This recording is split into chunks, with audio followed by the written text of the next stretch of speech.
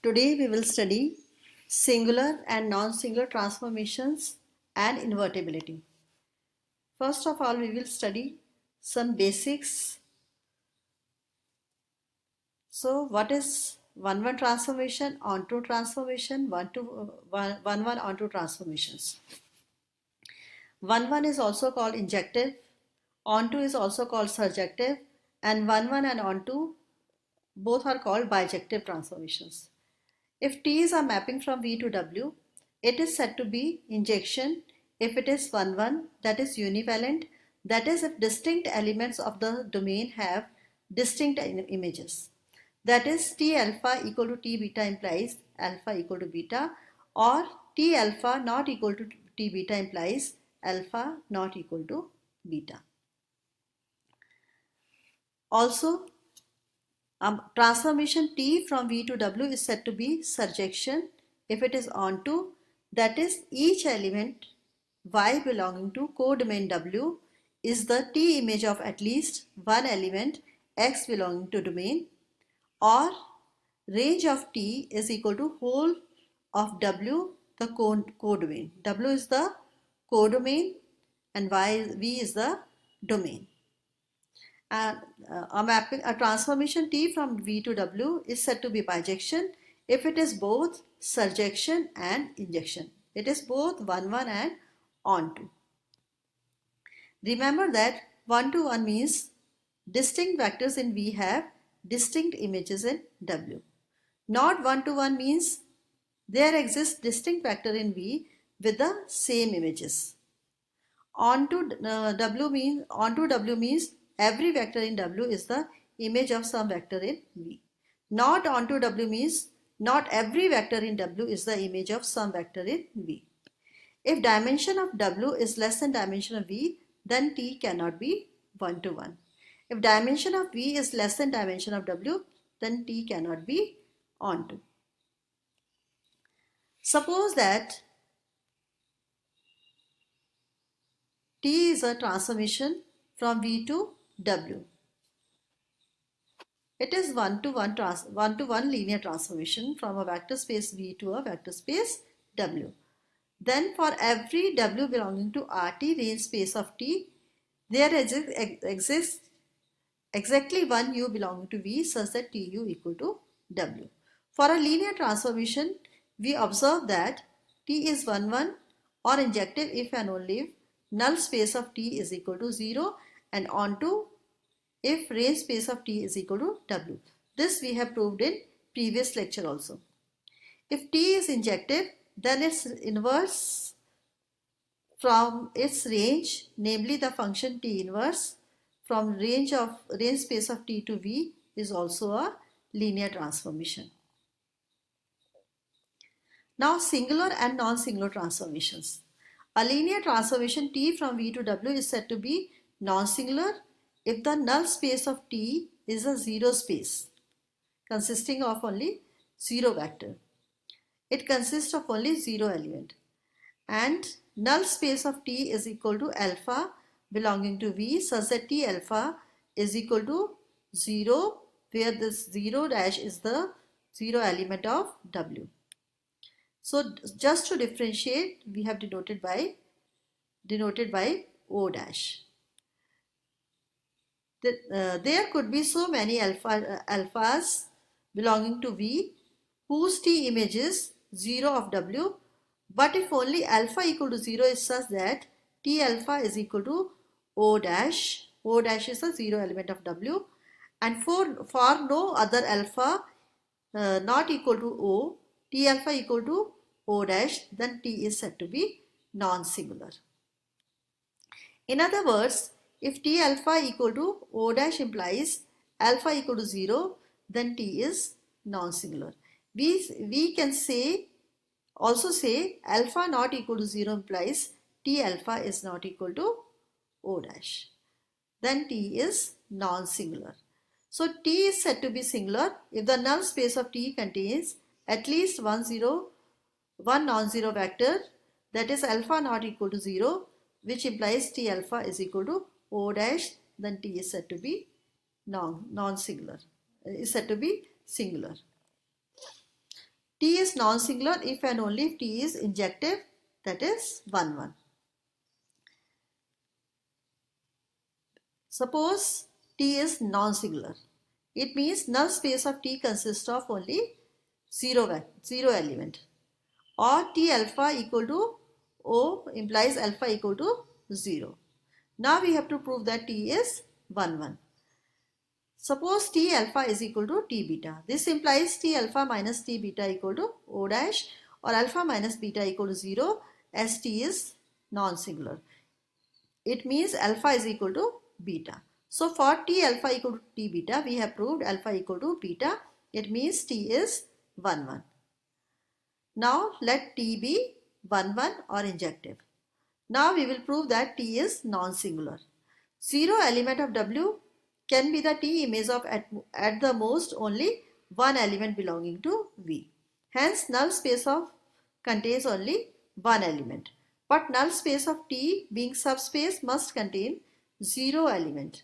Hence the null space consists of only zero element. Therefore by definition T is non-singular. A linear transformation T from V to W is non-singular if and only if T carries linearly independent subset of V to a linearly independent subset of W. Linearly independent means alpha 1 V1 plus alpha 2 V2 plus alpha n Vn is equal to 0 for all alphas to be 0. Given T is non-singular, that is null space of T consists of only zero element. This implies T alpha is equal to O dash. If T alpha equal to O dash, then alpha equal to 0. O dash is the zero element of W and 0 is the zero element of V. Let T equal to alpha 1, alpha 2, alpha and V linearly independent subset of V.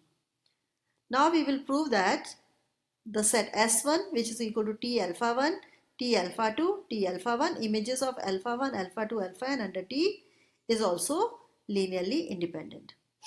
Consider the linear combination of the element of S1. So C T alpha 1 plus C2 T alpha 2 plus Cn T alpha 1 equal to O dash. O dash is zero element of W.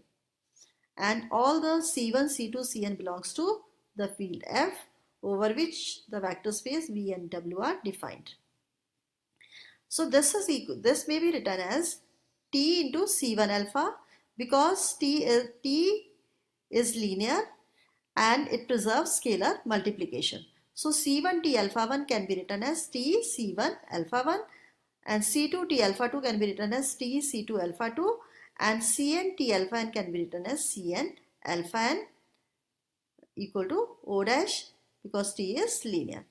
And again this is equal to T C1 alpha 1 plus C2 alpha 2 plus Cn alpha n equal to O dash because T is linear, it preserves vector addition. And this implies C1 alpha 1 plus C2 alpha 2 plus Cn alpha n equal to 0 because T alpha equal to O dash implies alpha equal to 0. And this implies C1 equal to 0, C2 equal to 0, Cn equal to 0 because S equal to alpha 1, alpha 2, alpha n is linearly independent subset of V. And this thus we have proved that if C1 T alpha 1 plus C2 T alpha 2 plus Cn T alpha 1 equal to O dash, then C1, C2, Cn are all 0. So S1, which is the image of linearly independent set under T, which is non-singular, is also linearly independent set. Now converse, given that T carries a linearly independent subset of V to a linearly independent subset of W. Now we will prove that linear transformation T is non-singular, that is no non-zero vector alpha belongs to the null space of T. Let alpha is not equal to 0 so that the set S equal to alpha is linearly independent subset of V as a set containing a single non-zero vector is always linearly independent. Hence, S1 is equal to T alpha is also linearly independent set. And this implies T alpha is not equal to O dash. O dash is a zero element of W.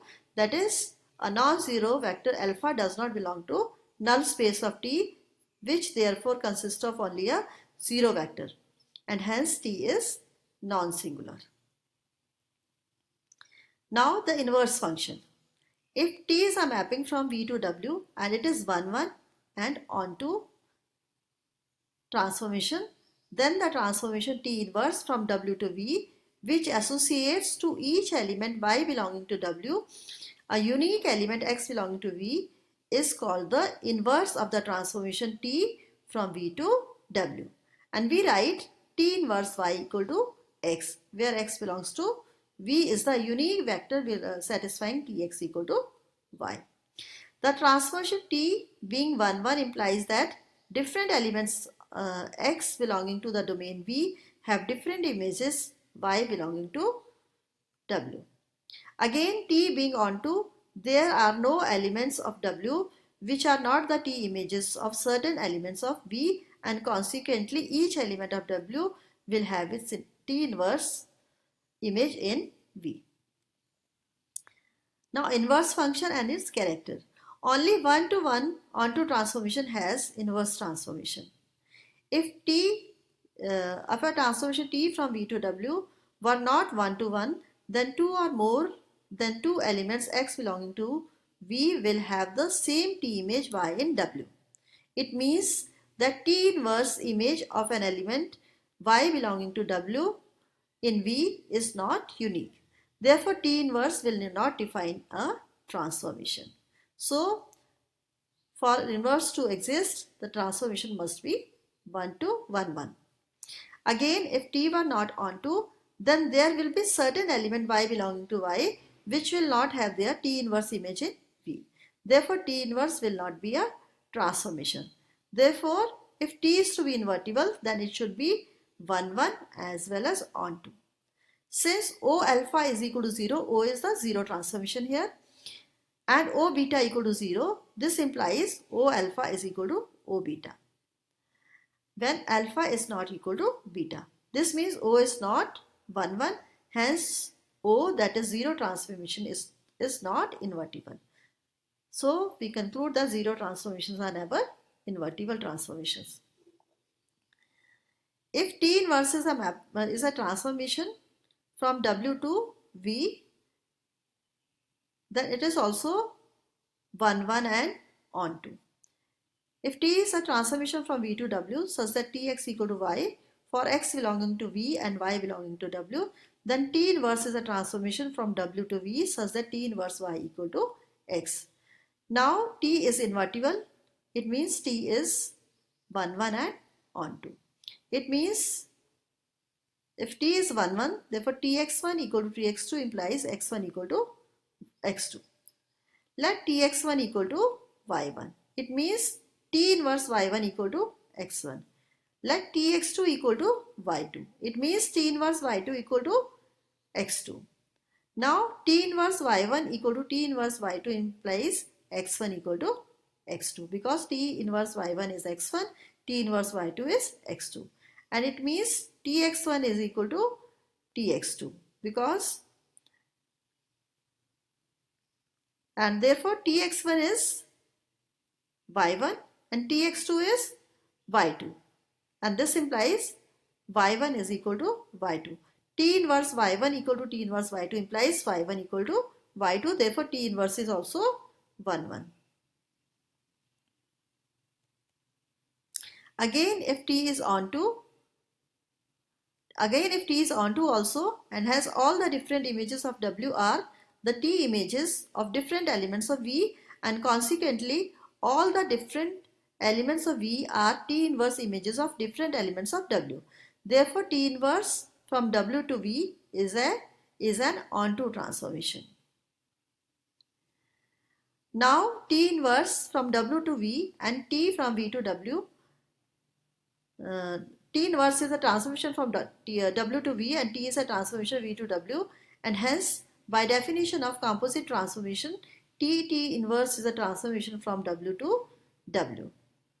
Let Y belongs to W. It means T inverse T into Y is equal to T inverse Y. And T inverse Y is X. Therefore, this is T into X. And T into X is Y. Therefore, T inverse T is an identity transformation on W because T inverse Y is equal to Y. Inverse of any element under T inverse is same. T inverse equal to IW, the identity transformation on W, I have denoted by IW. Let X belongs to T inverse, therefore T inverse T of X is equal to T inverse Tx is Y. So T inverse Y and T inverse Y is X. Therefore T inverse T is an identity transformation on V. T inverse T is a mapping from V to V and T inverse T is equal to IV. I have denoted the identity transformation on V by IV. Hence T is invertible if and only if T is 1, 1 and onto. Now in this case T inverse is also 1, 1, 1 and onto such that T inverse is equal to IW and T inverse T equal to IV. Also note that if T is a mapping from V to V, then T inverse is equal to T inverse T equal to I, and I is the identity transformation on V. Now we will prove that inverse function is unique. Inverse transformation is unique.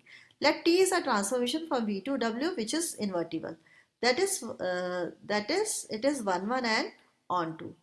Let T1 and T2 be its own inverses, then by definition T1 is a mapping from W to V and T2 is a mapping from W to V.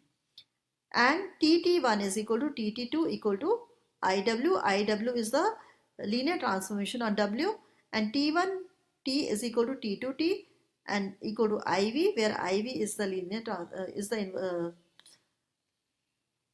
identity transformation on V. The domain of inverse transformation T1 and T2 of T is W. If Y belongs to W, we shall show that T1Y is equal to T2Y in order to prove that T1 equal to T2. Since T is a transformation from V to W is 1, 1 and onto, hence any Y belonging to W is the T image of some X belonging to V, that is Y equal to Tx. Now T1Y equal to T1 into Tx because Y is Tx. And T1 Tx, we may write it, and T1 T is IV. So this is IV into X is X because IV is the identity transformation. T2 Y is equal to T2 Tx because Y is equal to X, and we may write T2 into Tx, and this is equal to IV X and this is equal to X. Therefore T1 Y is equal to T2 Y for all Y belonging to W. Therefore T1 T2 T1 is equal to T2, that is inverse is unique. Therefore inverse transformation is also unique. The linear transformation T from Pn to Pn plus 1 given by Tp equal to T of Px equal to X Px is 1 to 1 but not onto. The fact that if T is not onto can be explicitly seen from the formula, because T of C0 C1x plus Cnxn is equal to X by definition X into Px. So it will be C0x plus C1x2 plus Cnxn plus 1, which makes it clear that the image of T consists of all the polynomials in Pn plus 1 that have 0 constant term. So this transformation is not onto. Since T is 1 to 1, it has an inverse, and this inverse is given by the formula T inverse equal to C0 x C1 x2 cn xn plus 1 equal to c naught c1x plus cn xn.